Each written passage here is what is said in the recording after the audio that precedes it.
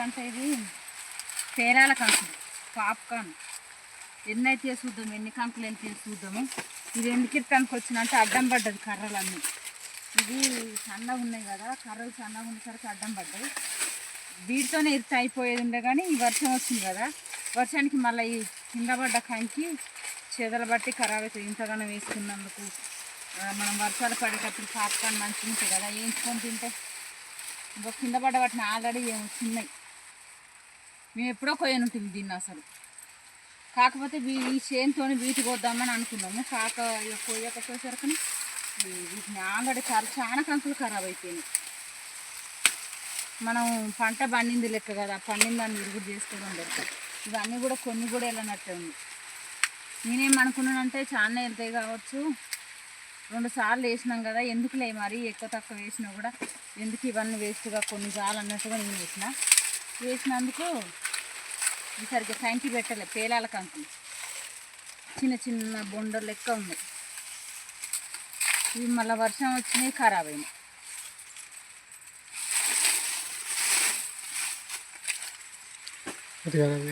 ఈ వానకు ఈ కంకి కాదట, అదొక గింజ వచ్చి ఇలా పడ్డట్టుంది. అదొక గింజ వచ్చి పడ్డది. పేలాల కంకి ఒక్క కర్రకు ఒక్కట్లేదండి. కొన్ని కర్రలకు లేకుంటే ఏమో తిన్నాయి ఈ పేలాల కంకులు. ఈ ఇంటి మందం కూడా వెళ్తారు. ఎందుకంటే ఇవి వర్షం పడేటప్పుడు మనం ఇంటికాడ ఉంటాం కదా, ముసూరు పడేటప్పుడు అప్పుడు వేయించుకొని తింటాను. కానీ పనికొస్తాయి అని వేసినా కానీ కరెక్ట్గా నిలవలే అసలు. కొన్ని కూడా వెళ్ళేటప్పుడు గిన్నెలే కంకే సరిగ్గా పెట్టు వేస్ట్ అయిపోయింది వేసి. అసలు ఇవి వేసే బదులు ఆ కంకులు వేసుకున్న కొన్ని కంకులు వెళ్ళి 1 క్వింటల్ అవి 2 సార్లు. అందుకే ఇట్లా చిల్లర పంట వేయలేదు, ఏదన్నా వేస్తే ఒక్క పంటనే వేస్తాను. ఇట్లాంటివి వేస్తే ఇట్లా అవుతుంది మళ్ళీ వేస్ట్గా. ఈ 2 సార్లు ఇప్పుడు వేస్ట్ అయిపోయింది. ఈ 2 సార్లు వీటితో పాటు వేస్తే ఇక వీటిలా కంకి పెట్టి మంచిగా. ఇది చూడండి ఎంత బాగుంది. ఇట్లా ఇద్దాను ఎవరికెరక. నేనేమో పేరాల కంకులు అవుతాయి కదా, వానకాలం మంచిగా ముసులు పెట్టినప్పుడు పేరాలు వేయించుకొని తినవచ్చు అన్నట్టుగా నేను చేసినా కూడా మన అతికి ఒక్కొక్కసారి మనకు తెలివి ఉపయోగపడదబ్బా. మళ్ళా ఇవాళ నేను ఇంటికాడ దెబ్బ వచ్చుకుంటే అంగి మార్చి వచ్చిన. అంగి ఉన్న టవల్ 2 మార్చి వచ్చింది. మార్చి వచ్చేసరికి నాకు కుడుతుంది. ఇదంతా ఎండ కుడుతుంది. మొక్కజొన్న కదా,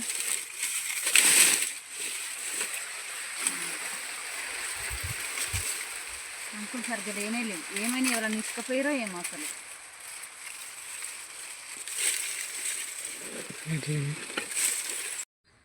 మేము ఇంతసేపు ఆ చేనులో ఇరిచినాం, ఒక గిన్నెనే వేసినాం పేలాల కంకులు ఇరిచినాం కదా, మస్తు కుడుతుంది మొక్కజొన్న చేనులో. అదంతా ఎండింది. నేను ఇంటికాడ అంగిను టవల్ మార్చి వచ్చినాయి, ఏం తెచ్చుకోలేదు. ఇంకా కూడా గిన్నెని వెళ్ళినాయి గంతగానం కష్టపడి చేస్తే. ఇవి ఎందుకు కింద పోసినట్టు కొన్ని ఇట్లా సొప్ప తీయకుండానే వేసిన.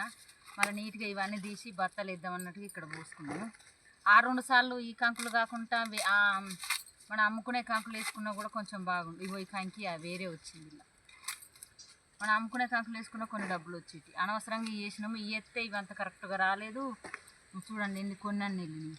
ఈ కొన్ని అయినా కరెక్ట్గా లేవు. మన పాలు లేని పోరగాళ్ళు కనుక నీరసంగా ఉన్నట్టున్నాయి. బలంగానే లేదు కంకి. నేను ఎందుకు వేసినంటే మన వర్షాకాలం ముసురు పడేటప్పుడు వీటిని మంచిగా పేలాలు వేయించుకొని తినొచ్చు. ఊరికే కొనుక్కుంటే ఏం కొనుక్కుంటాం అన్నట్టు నేను వేసిన కర్మానికి ఇవి కరెక్ట్గా రానరాలి. అంతా రోగం దాకింది వీటికి. ఈ కొన్ని సంవత్సరం దాకా కాపాడాలి. ఏం కాపాడినా కూడా వేస్ట్. వీటిని ఇట్లా నీట్గా చేసి బత్తలు ఎత్తే కొంచెం ఎండబోద్దాము. అయితే కర్రలు ఇవి అడ్డం పడ్డాయి. ఆ చేనుతో ఎదురు కానీ అడ్డం పడ్డాయి కదా, మళ్ళీ కింద చెదలు వచ్చి ఉన్న కొన్ని కూడా ఖరాబ్ అవుతాయి అన్నట్టుగా వాళ్ళు ఇసుకపోదామని వచ్చి ఇరిచినాం. ఇక ఏమి ఇరిచినాయి. అందుకే మేము ఏదైనా పంట ఎత్తే ఒకటే పంట ఎత్తాం. ఇట్లా చిల్లర పంటల మధ్యలో ఈ కొన్ని ఇట్లాంటివి వేయం. ఇట్లాంటివి ఎత్తే ఏమైందంటే ఇక ఇట్లా అవుతుంది. ఈ వేసే ప్లేస్లో అవి వేసినా ఇంకొన్ని జొన్నలు ఒక 2 క్వింటాలు అయ్యేటి ఏమో. ఇప్పుడు ఇదంతా వేస్ట్ అయిపోయింది కదా, అటు భూమి వేస్ట్ అయింది, ఇటు మందులు కొట్టుడు అన్నీ వేస్ట్ అయింది. అందుకే మనం ఏ పంట వేసినా కూడా ఇట్లా వేరే చిన్న సన్నకారు పంటలు వేయద్దు. మనం వేసింది ఒకటి బారు పంట వేయాలి. ఒకవేళ మనం పాప్కార్న్ ఇదే పేరాల కంకులో వేసుకోవాలనుకుంటే ఒక అరెకరం బిల్ల వరకు అట్లా వేసుకొని వాటిని సపరేట్గా మంచిగా మందులు కొట్టి కాపాడుకొని అమ్ముకోవడానికి అట్లా వేసుకోవాలి. అంతే తప్పించి ఇట్లా ఎత్తి పెట్టినైతే సరేనా.